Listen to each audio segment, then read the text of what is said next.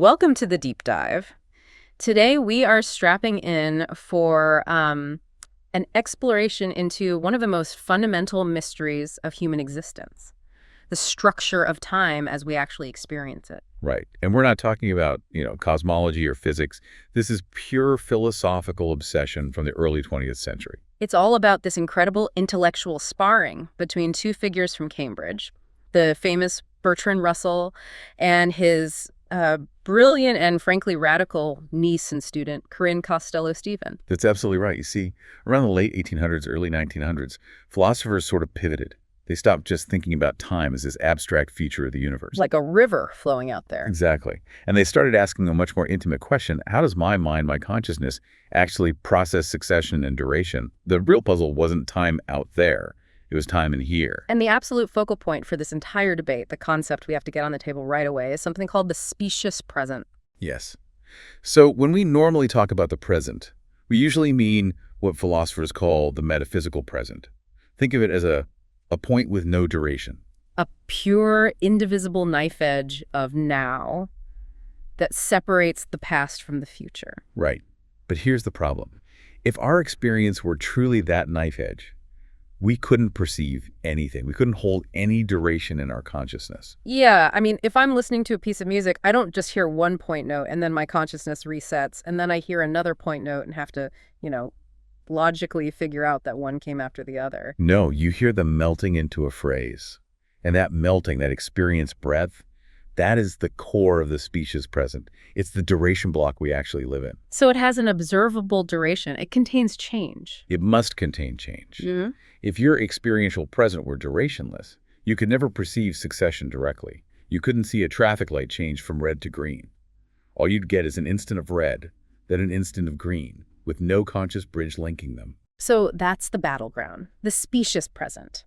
And our mission today is to unpack the huge conflict that erupted when Russell and Costelloe-Stephen, we'll call her KCS, wrestled with its internal structure. And they came to wildly different conclusions. Russell developed a highly relational view. He thought our experience of time is just riddled with all these perceived relations, before, after, simultaneous. But KCS proposed something far more radical and, well, it was mostly ignored. She argued that our experience of time is utterly non-relational. It's an indivisible, unified flow. And Russell's view basically won. It became canonical. It shaped how philosophers and psychologists thought about time perception for a century. But KCS's view, this forgotten perspective, it offers this profound challenge to all our modern assumptions. So we're digging up a lost argument that gives us a kind of shortcut to question one of the most basic things we take for granted. You're forced to ask, is my experience of the world really a series of separate moments stitched together? Or is that stitching something my intellect imposes on a raw, continuous flow? That is the question. Okay, so let's start by setting the stage. We need to understand the orthodoxy, the intellectual groundwork that both Russell and KCS were reacting to. This really gets going in the late 1870s. It does. The key figure here is a philosopher named Shadworth Hodgson. In his 1878 book, The Philosophy of Reflection, he really develops the modern theory. And what was he trying to figure out? He was trying to identify the absolute minimum required for consciousness to exist at all. And his conclusion was that this minimum of consciousness must involve succession. It has to. It can't be an instant. It can't be an instant. Yeah. It has to contain a sequence, change from this to that, with one part that feels former and another that feels later. Without that, consciousness can't register change. It would be blind. So he's saying consciousness itself requires a kind of temporal depth, a duration, just to be able to function at all. Precisely. It's an empirical necessity. But this idea really hit the big time and got its famous name from William James in his huge 1890 book, The Principles of Psychology. Ah, James. He always has such a great way with words. The saddleback. Yes, exactly. He said the practically cognized present is no knife edge, but a saddleback with a certain breadth of its own. It's a duration block. And he proposed a mechanism for how it works. He did. He argued that for us to perceive succession, that event A happened then, event B happened A, and B have to be parts of this single extended duration block. Mm-hmm. And this is crucial. A and B must be simultaneously represented within that block. Okay, we have to slow down right there.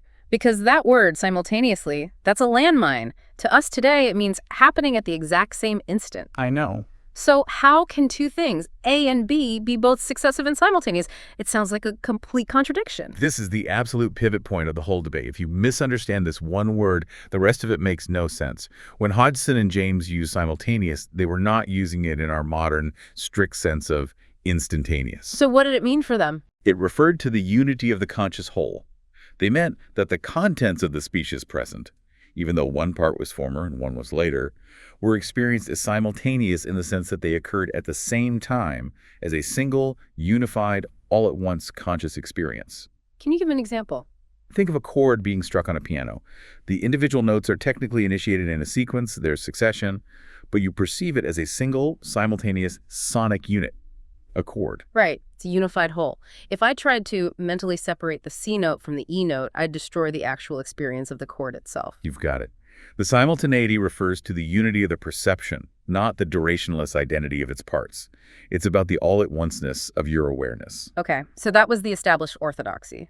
The specious present is a unified block of awareness that contains succession within it. That's the view that reigned for decades.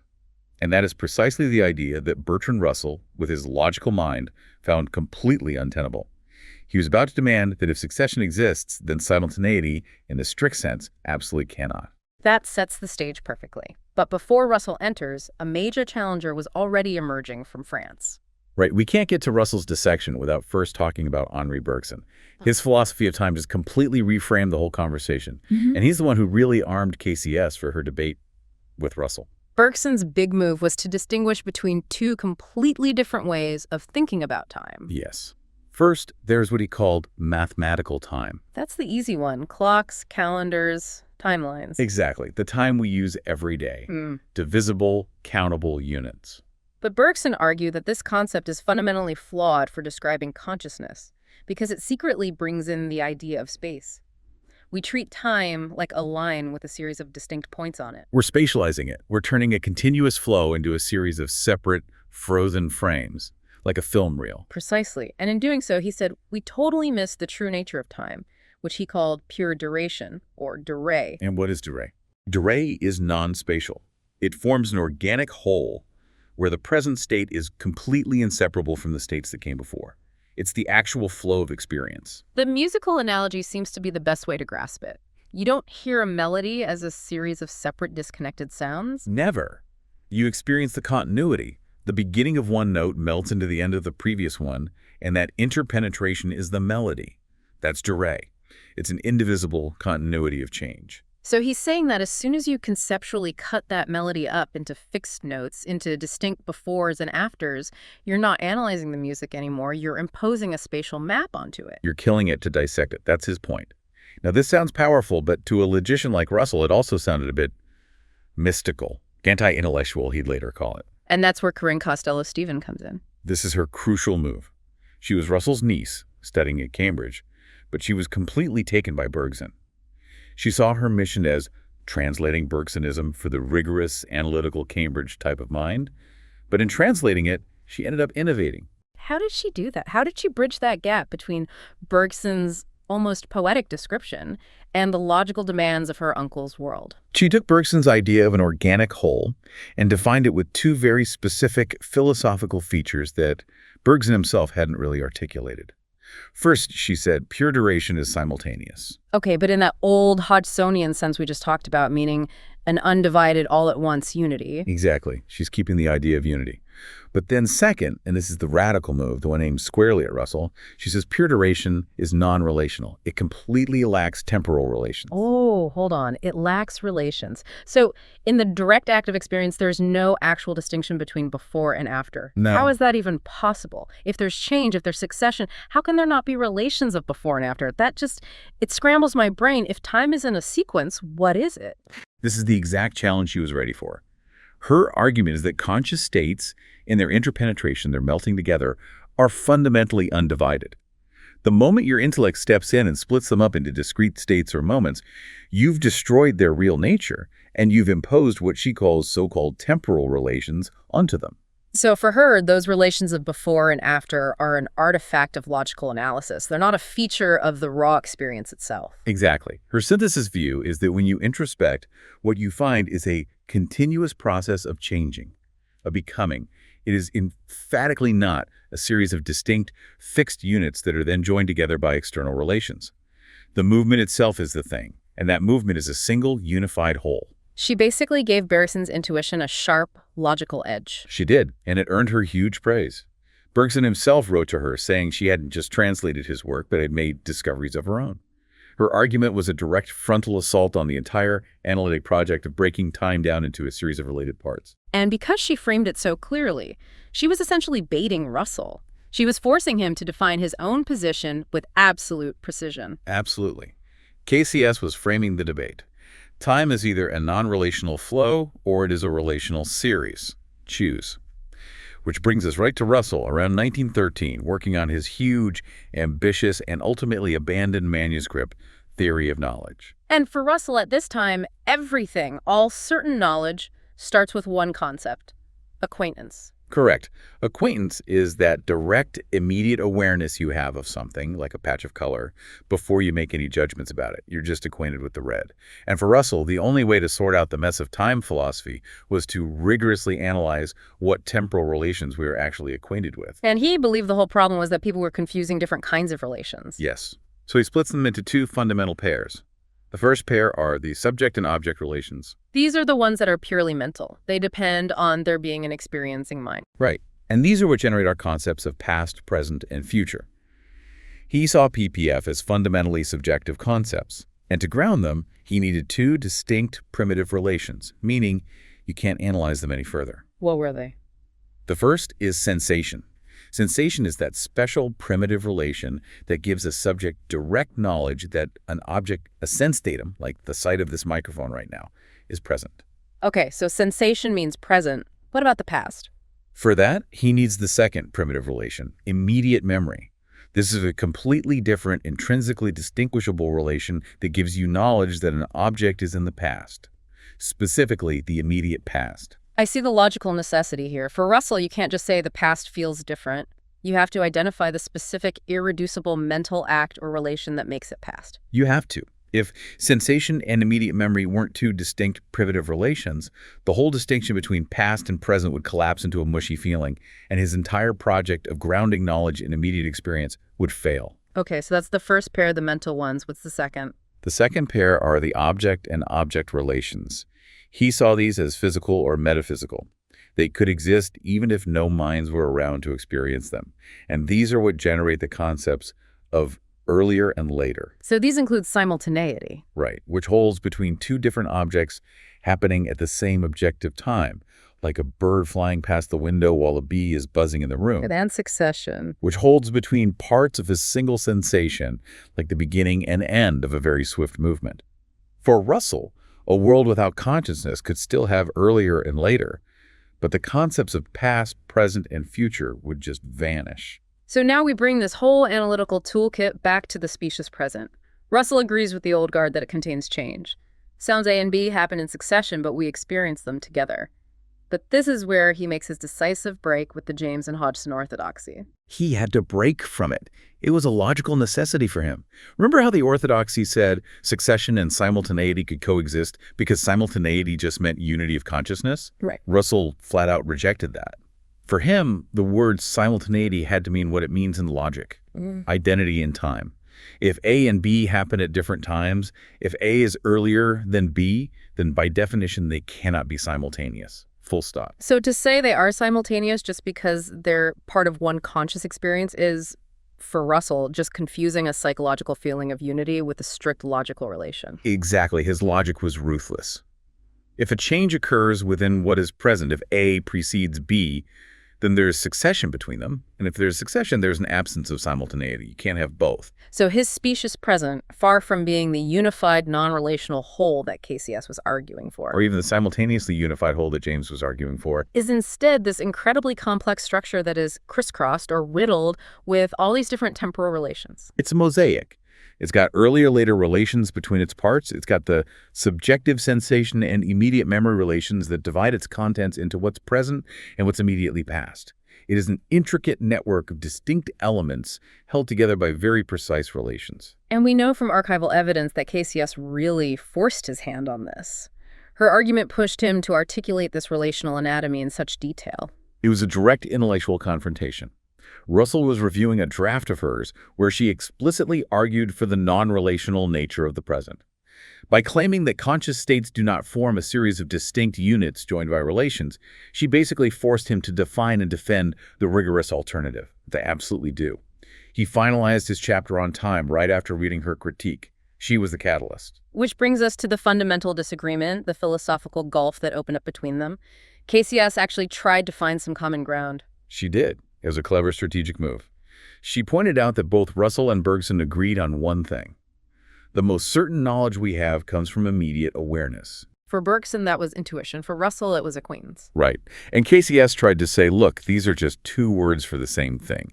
If we both agree that the foundation of knowledge is this direct awareness, let's just look really closely at what that awareness actually gives us. So they agreed on the methods start with immediate experience, but they came to completely opposite conclusions about what really is given by immediate acquaintance. Completely opposite. Russell says acquaintance gives us relations, the primitive relations of sensation and memory, the objective relations of succession and earlier-later.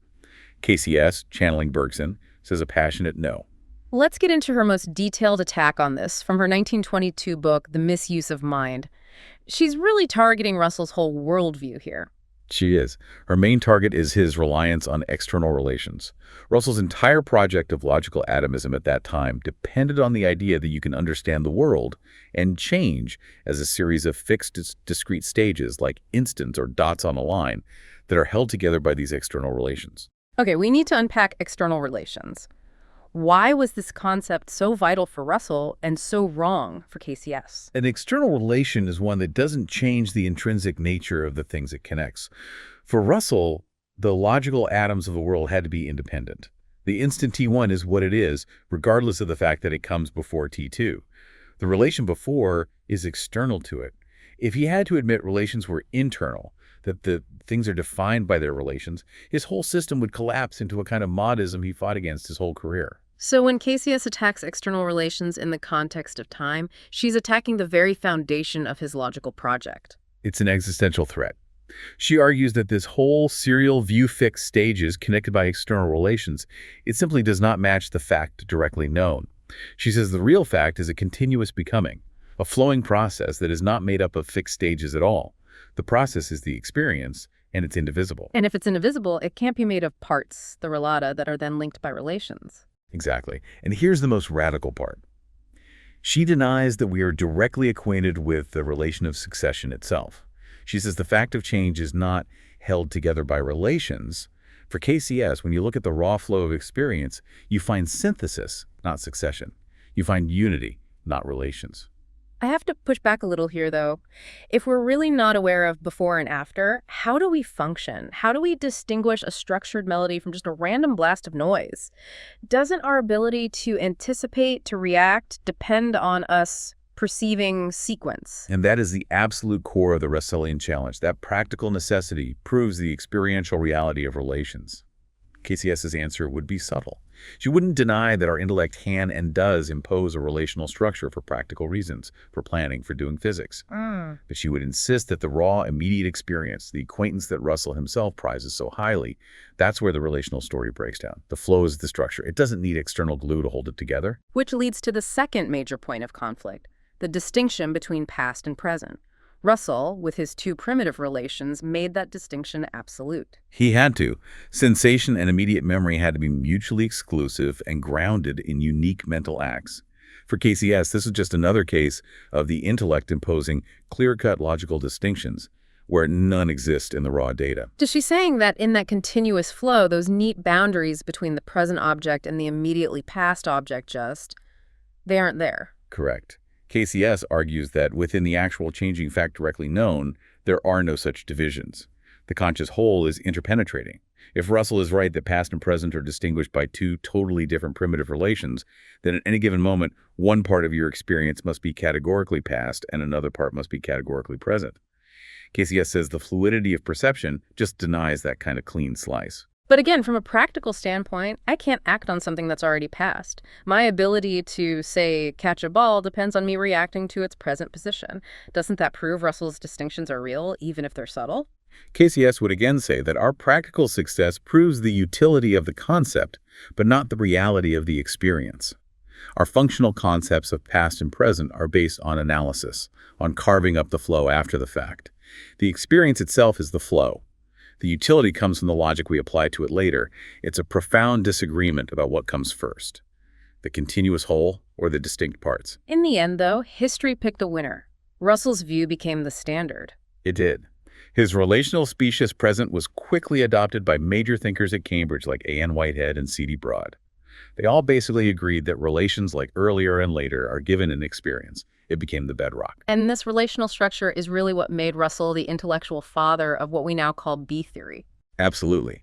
The B theory is the view that time is just a tenseless ordering of events by earlier than and later than relations. Russell basically codified that entire approach to time. Meanwhile, what happened to KCS? She got all this praise from her peers. Bergson was an admirer. Broad called her far the best of Bergsonians. And then she just vanishes. She basically disappears from the official histories of the philosophy of time, lauded in her lifetime, almost completely ignored afterward. And it seems Russell himself played a role in that. He actively dismissed her work. He did. He repeatedly and publicly shut down any attempt to bring his position and Bergson's into a constructive dialogue. He famously said no communication was possible between their two absolutely opposed lines of thought. And coming from an intellectual titan like Russell, that's basically a death sentence for her ideas in that circle. It really was. When he finally reviewed her book, The Misuse of Mind, he was very dismissive.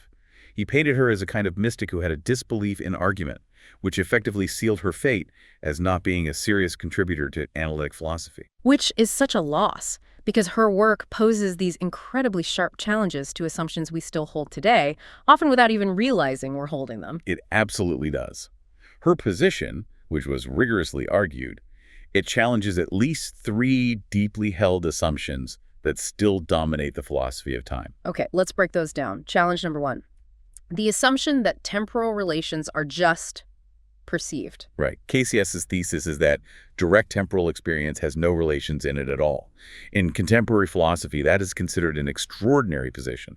The assumption that order and succession are just manifest in our perception is so foundational that her simple, direct denial that we are not acquainted with the relation of succession is almost unthinkable today. She's a powerful reminder that this wasn't always the default assumption. So she challenges the empirical claims of most time perception theories. What's the second, even deeper challenge? The second challenge is to the metaphysics of time itself. The whole modern debate is framed as a battle between two positions, A theory and B theory. A theory says the flowing now is fundamental. B theory says the earlier-later relational series is fundamental, and you have to pick one. Right. We treat them as if they're the only two options. Yeah. But look closer. They share one critical assumption, that time is a relational series. It's a sequence of points or events ordered by relations. And KCS challenges that very foundation. She blows it up. Her work suggests time itself might be fundamentally non-relational and non-serial, a continuous becoming. If time is an indivisible synthesis, then any tool that relies on cutting it into a series of related parts, whether you're an A theorist or a B theorist, is fundamentally misrepresenting what time is. It's like she's proposing a forgotten third option, a C theory of continuous becoming. You could call it that. It forces us to consider that maybe the biggest mistake isn't whether we prioritize the now or the earlier-later relations, but the very assumption that time is a series of related points in the first place. And the third challenge, it goes back to the past and present. Yes. This is a huge, unexamined assumption. Pretty much every major theorist today assumes that our minds experientially distinguish the past from the present.